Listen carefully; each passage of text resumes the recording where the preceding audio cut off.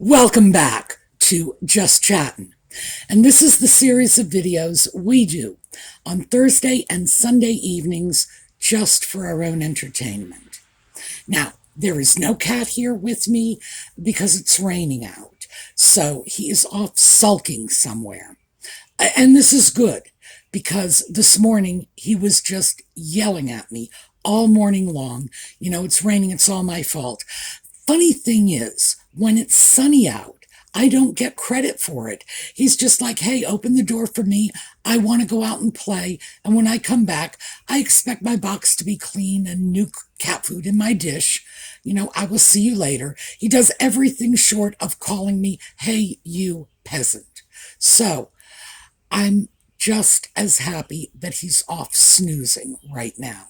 But as always, he may join us because he really can't stand these videos taking place without his presence. He's quite certain this is his channel.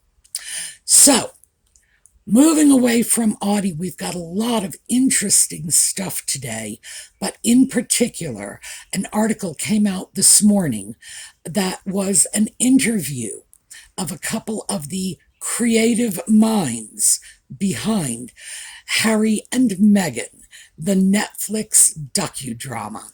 So, we'll get started when we come back.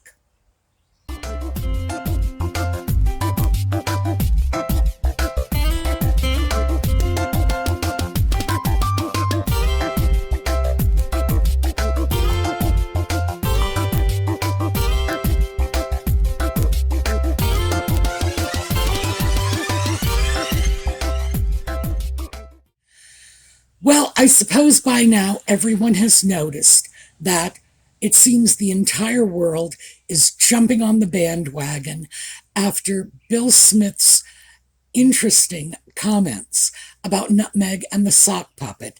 They're all over the place. Let's see, who do we have here? Stephen Smith. Yes, Stephen A. Smith, who is also apparently a sportscaster.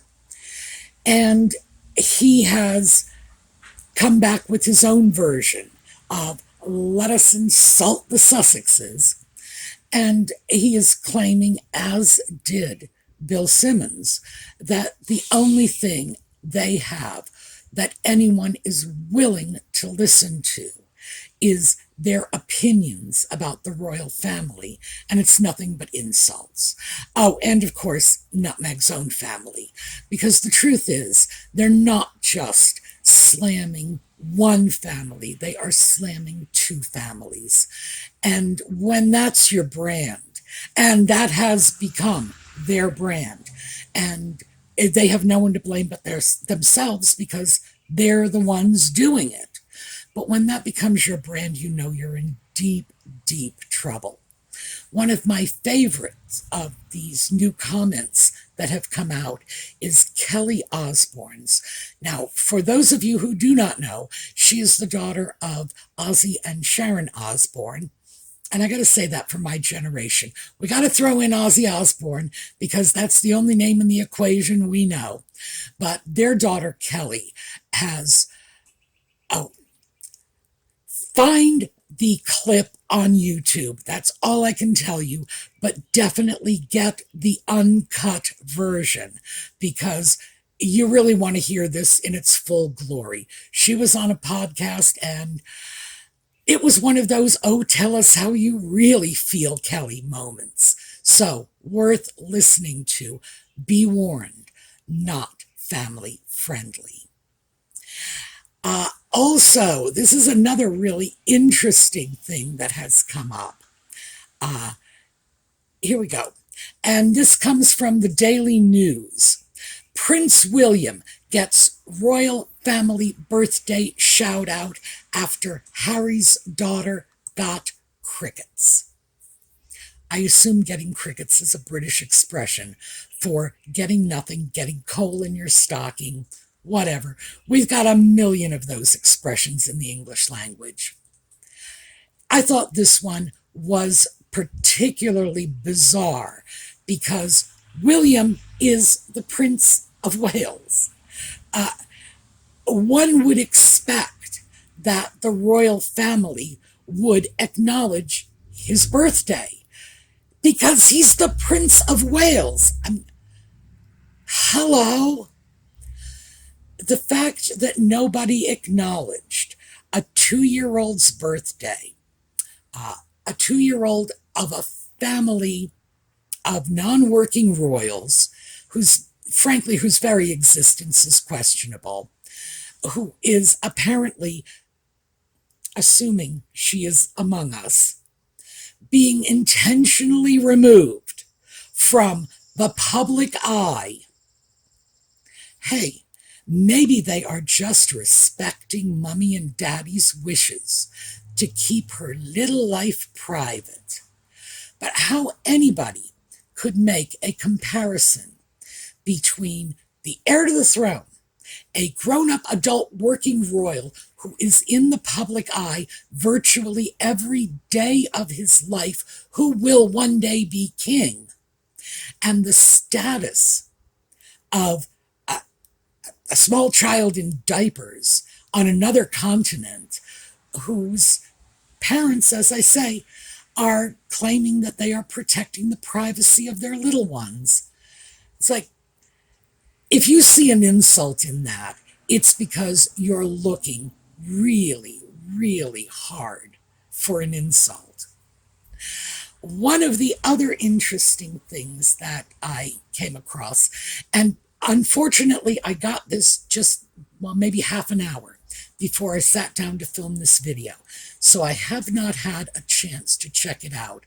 It's from the Hindustan Times. Now, this is a really interesting source of information, and I have used it many, many times in the past. But it's not usually my final source. They come up with a story because, in fact, this is not a hotbed of investigative journalism.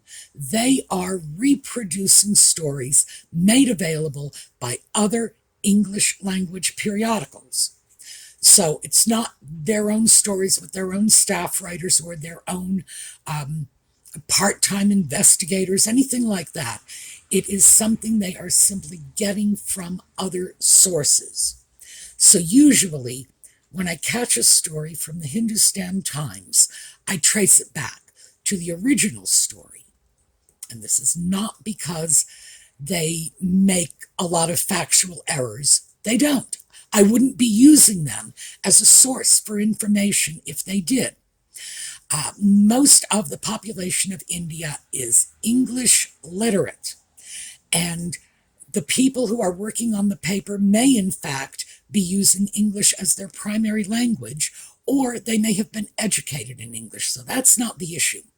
It's just that sometimes there are some cultural bugs that come in. We're talking about some very, very different cultures. So I trace back to the original source. I have not done this. That long story is my caveat.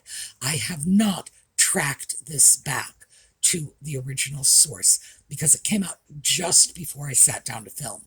What they are saying is that Nutmeg apparently tried to patent the term, I believe they called it a phrase, archetypes.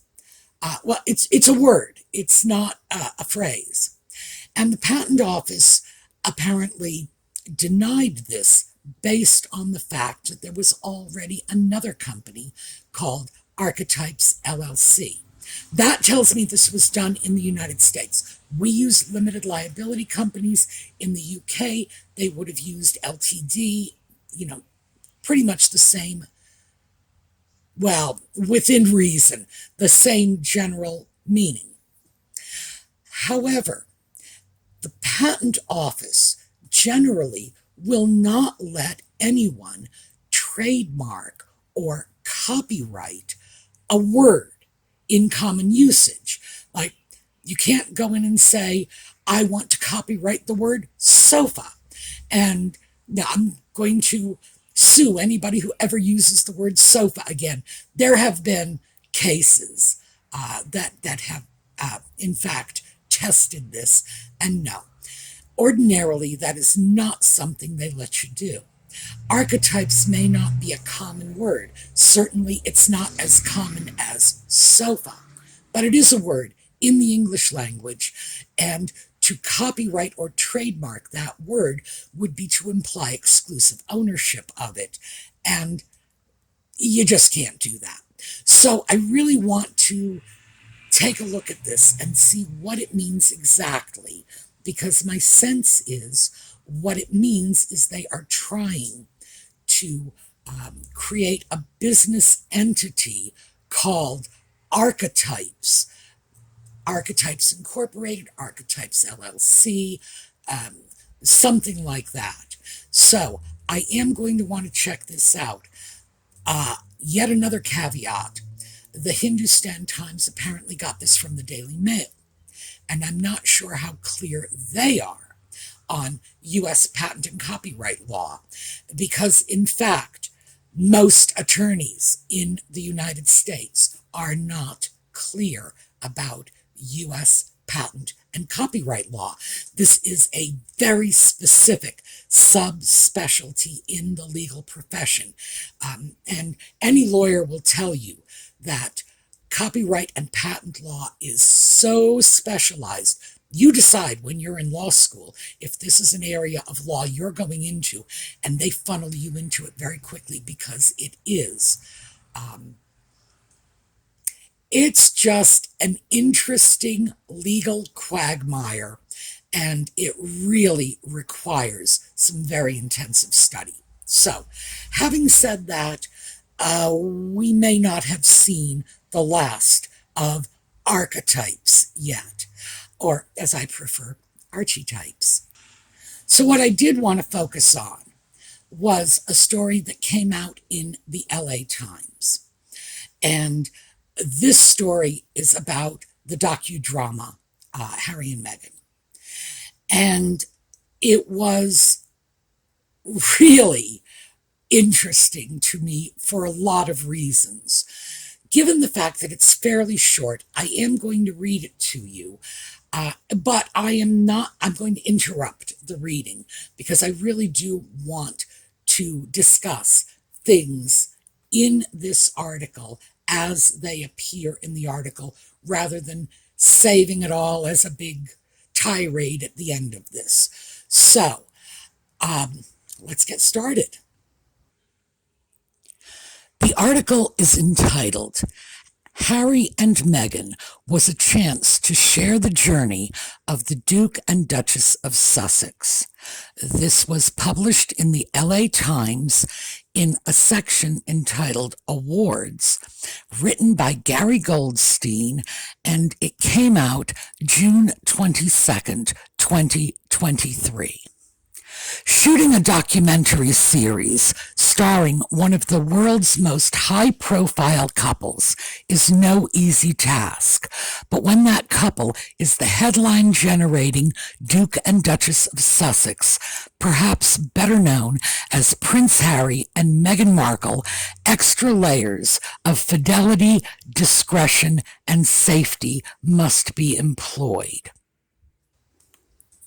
Quick interjection. Did you notice that Goldstein used the word fidelity in that last paragraph?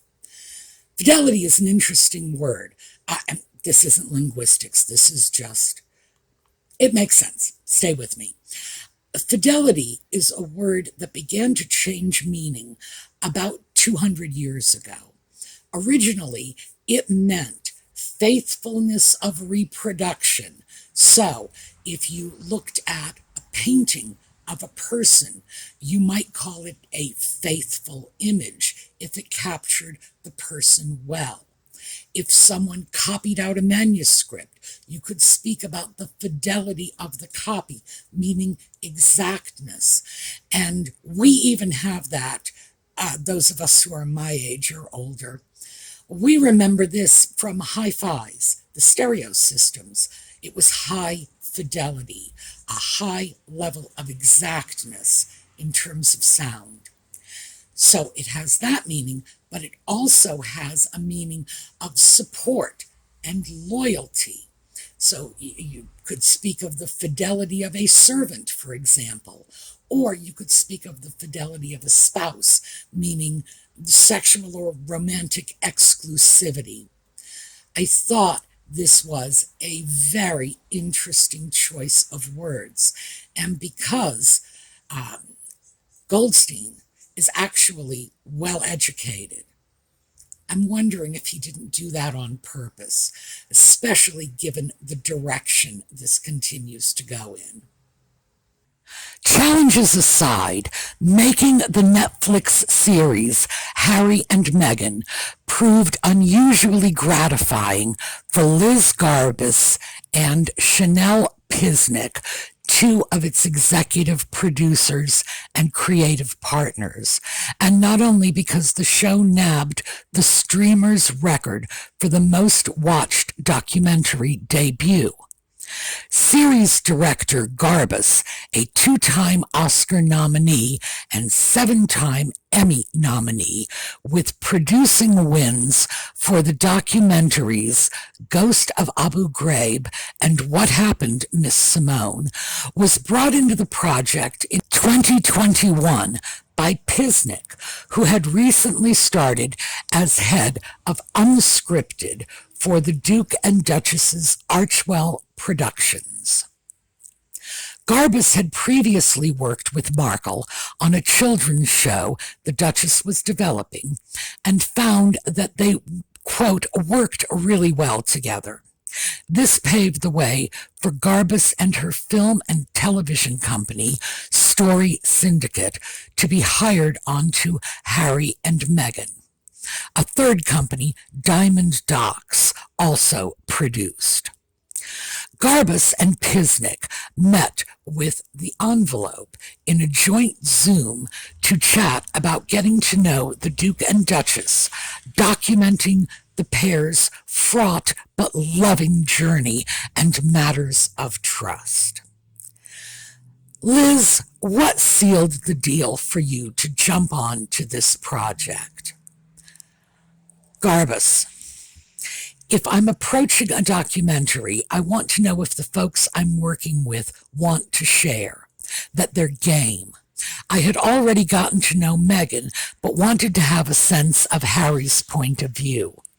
I got on a Zoom with both of them, and just hearing the stories that he had to tell, his desire for openness, his desire to get the story of the last several years of their lives out without the mediation of people with agendas and the British tabloids' agenda of clickbait, I felt like, quote, wow, here's a story that obviously the whole world is fascinated by, and that it can really operate on deep historical and cultural levels too.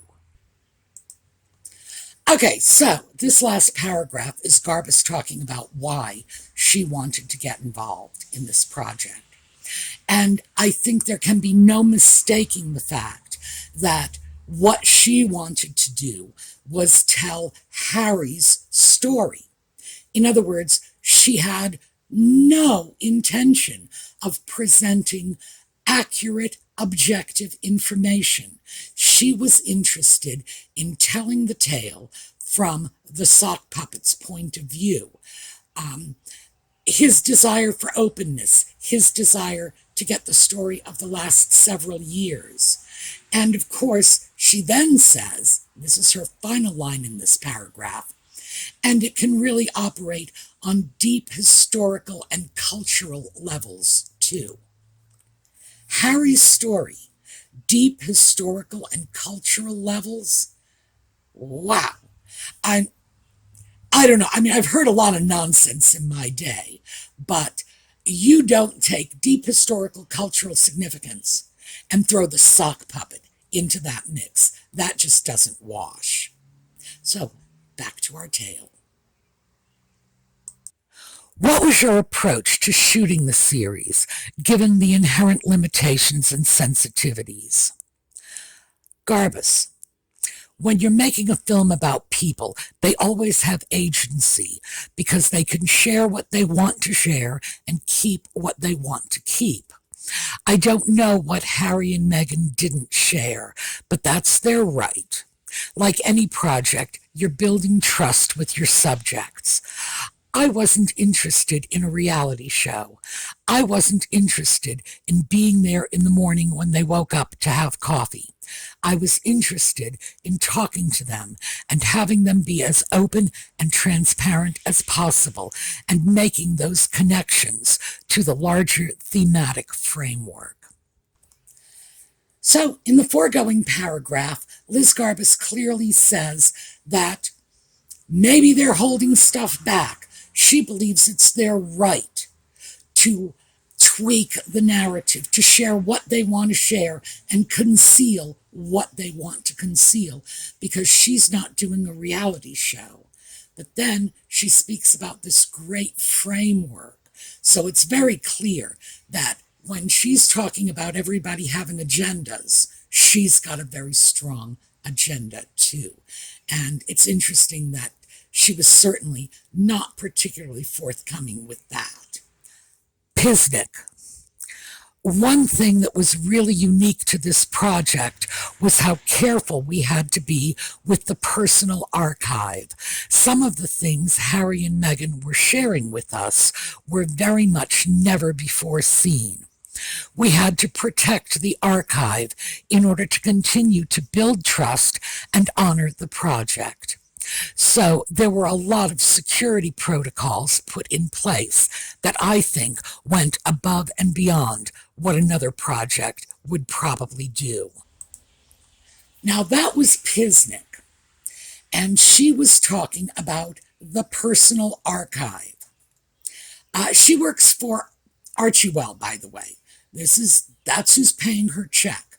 So obviously she is going to be just fawning. I expected that. But this personal archive, it's an interesting turn of phrase. Frankly, it's doublespeak. When she says personal archive, she is referring to Nutmeg and Ginger and their version of reality. Well, that's like putting lipstick on a pig. It's still a pig. This is still somebody's personal interpretation of events that in fact doesn't necessarily, or in their case, doesn't ever match up with objective reality. So they had to be careful to preserve Nutmeg and Ginger's personal archive. Good Lord. I don't even know how these people can hope to have a normal conversation with anyone. This is just, as I said, doublespeak. Was there any attempt to get input from the British press to hear their side of things? Garbus. We were trying to keep this project very low profile and under wraps until Netflix chose to announce it to the world, which was really close to when we aired. So the idea of going to tabloids in the UK was kind of a non-starter. So, this is supposed to be a documentary, but the idea of going to the British press, who are the primary villains in this piece, and getting their point of view was a non-starter. In other words, it was never on the table. It was never even under consideration. At no point was anyone planning to go to the British media and ask them what their position was, or even fact check with them. No. At this point, I feel very, very comfortable referring to that docudrama now as a piece of propaganda, because I think Garbus and certainly Pisnik have put that out there. They have made it very clear that this was a propaganda piece, that they were sharing Nutmeg and Ginger's story with the world according to Nutmeg and Ginger's terms and their point of view, their agenda, and not even making a nominal effort to fact check any of this, to give anyone who is being abused or vilified the opportunity to tell their side of the story. So it can't be called a documentary at this point. It doesn't even meet the minimal standards for journalistic objectivity. Although I never really thought it did, I honestly never thought these people would admit it. What surprised you about Harry and Meghan as people? Pisnik. For me, it was very much their relationship together and how they look at each other and interact. As we were crafting the arc of the series, the love story element, as through the line, just felt authentic and right. And considering how beautiful it is to watch them together when they're just at home or on Zoom or sitting on a couch. Garbus. I had kind of already built a basic relationship with Meghan over the prior year. I wasn't a royal watcher. I didn't have those preconceived notions, though I guess I had, like, the vision of a stiff upper lip kind of family member. As everyone knows from our doc, Harry is actually very chatty, very communicative, emotionally intelligent, doing a lot of work on himself in terms of dealing with his past and dealing with being a man married to a woman of color in America. That definitely surprised me. So, in the previous two paragraphs, Pisnik's comments are sycophantic and fawning and not even worth the time of day. So, I'm not going to bother with that. When we start to look at Garbus's statements, though, when she says things like, Harry is very chatty, yeah, he is. Very communicative, absolutely not. You can barely understand a word the man says. Emotionally intelligent, I think we all know that not only is he not intellectually gifted, but his ability to process his own emotions is somewhere on the level of a small child. I think most of us, in fairness to Harry, actually believe that what happened was he was emotionally stunted when his mother died.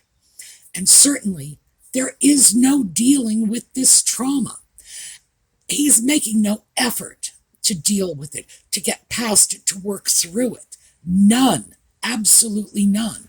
Because I'm sorry, doing drugs is not what I consider to be a valid therapeutic course of action.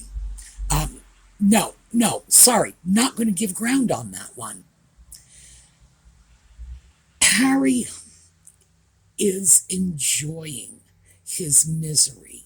He is just rolling in it, and he expects us to wallow in it too. There is no effort afoot here for him to get past any of this. He is not dealing with it.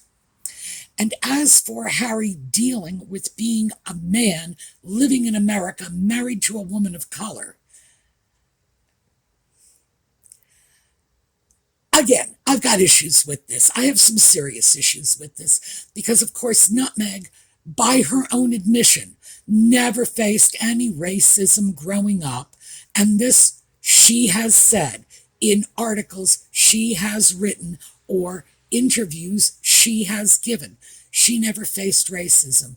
The most she ever faced was the indirect racism of an unpleasant comment, one, directed to her mother.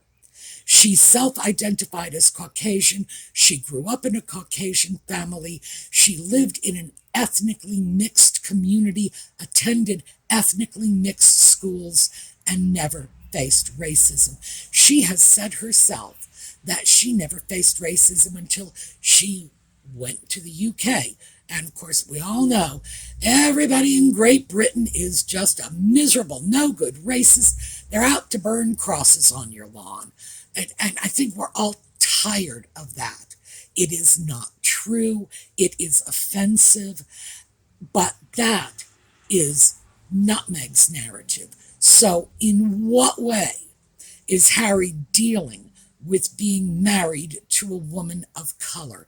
Whatever he is dealing with, it is certainly not the same as if he had married a woman of color who grew up as a woman of color, as a little girl of color, and dealt with that sort of lifelong level of discrimination, that experience that Nutmeg never had. So that's not even relevant. At this point, I think Liz Garbus is making up her own narrative. Um, I'm just not buying into it. Has the series helped Harry and Meghan's standing with the British naysayers or media? Garbus. One of the things that I explored in the show was that in many ways this was Harry's journey. That Harry had this very fundamental primal trauma as a child and felt very clearly that the royal family did not protect his mother. And as a child who loses a mother, there are things that aren't forgivable. And I think that Meghan was on this journey with Harry, as opposed to her pulling Harry out of something that he would have stayed in were it not for her. Meghan really became the face of the blame for, quote, destroying something that the British public felt was so important to them. And then add throwing every misogynistic and racist trope into that, as has historically been the way women have been positioned in these kinds of narratives. So Garbus has gone on to talk about this being Harry's story, and that the British public unjustly blamed Nutmeg for stealing Harry away. Well, who knows what's going on there? I believe Harry is responsible for his own actions. I think certainly Nutmeg was steering that ship, but Harry could have gotten off at any port along the way. So, certainly, yeah, it's Harry's own journey. What I did find really interesting about this is at the end when Garbus says that they were throwing every misogynistic and racist trope into that, as historically has been the way women have been positioned in these kinds of narratives. When have we ever had a narrative like this? When have we ever had a narrative like this? We haven't. That is one thing I will say for Nutmeg and the Sock Puppet. This is new ground. The closest one comes is Edward and Wallace. And even that was very different. For starters, it was a very different time. And certainly, Wallace and Nutmeg were different people. Edward and Harry were different people. On the one hand, we are talking about, somebody pretty far down in the royal pecking order, as opposed to a king. So that alone is going to change the narrative. There are no narratives like this. Oh, this is always what happened. Really? Really? Women of color have always married into the British royal family and they've always been excoriated by the British media? Whoa! I mean, this is fabrication. It's not just fabrication. She's making stuff up out of whole cloth and throwing it out there saying, well, this is what always happens. When? Name one time. Just one. And she's implying this happens, all day, every day, week on week, year on year. Oh, yeah, this is just old news. No, I don't think so. And let's get on to the final paragraph, because this is my favorite. Pisnik. I also think just beyond the naysayers whose minds were changed. The way that Liz and the team so beautifully wove together this story in general, with suspense and a ticking clock and a socio-cultural context, really engaged an audience that normally wouldn't even care to have an opinion on this type of subject. So they would have you believe that farcical propaganda piece that I formerly called a docudrama actually changed people's minds. Well, yes, I bet it did. I bet it changed an awful lot of minds, especially in the UK. I would not be one bit surprised if people who never actually harbored ill will toward Nutmeg at all said to themselves when they saw that ridiculous parody of a curtsy, and keep in mind, the Queen was not cold in her grave. I bet a lot of people said, this is repulsive. And I wouldn't be surprised if a lot of people who formerly had positive or even neutral feelings toward Nutmeg and Ginger walked away knowing that this crap was being thrown out. Well, as I say, the Queen wasn't even cold in her grave. There wasn't even the level of respect of altering that farce, to at least not. I was going to say something I won't because I can't. Just have the respect to pull out some of the more offensive moments in the docudrama. But instead, they go ahead and it's like they were spitting on the Queen's greatest legacy. They called the Commonwealth Empire 2.0. It's like, this is nothing but colonialism, and I mean, all kinds of things that were not true. For a starter, not true. And on top of that, framed in the most disrespectful possible way. So, that was the article. I think what it shows is that there was an intent behind that piece of propaganda that I don't think any of us really clearly understood. We saw it. We saw the problems. We saw inklings of the agenda. But I think this article makes it abundantly clear that that agenda was there from the get-go. All of this talk about this great framework, socio-cultural framework, the entire underpinning of this propaganda piece was to show the royal family, the British press, and frankly, by extension, the British people in the worst possible light. And anybody who could look at that and not see the offensiveness there, well, they're more blind than I am. Let me just put it that way. So anyway, I wanted to share that with you because I think this is important.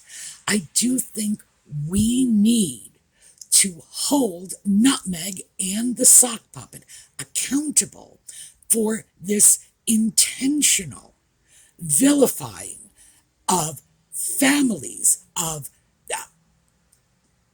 an entire nation, of that nation's press, of that nation's monarch, of that nation's monarch's legacy in terms of stitching the Commonwealth together and keeping it together at a time when other there aren't too many similar organizations, but when other empires were crumbling, she managed to find a way to bridge that gap and move it into the 21st century with everyone voluntarily participating, everyone having their voice heard.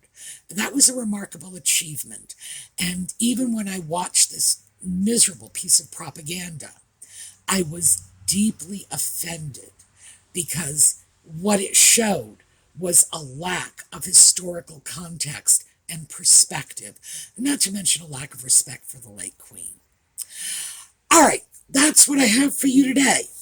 I will see you all over the weekend for more videos and again on Sunday night. So meanwhile, have a terrific day.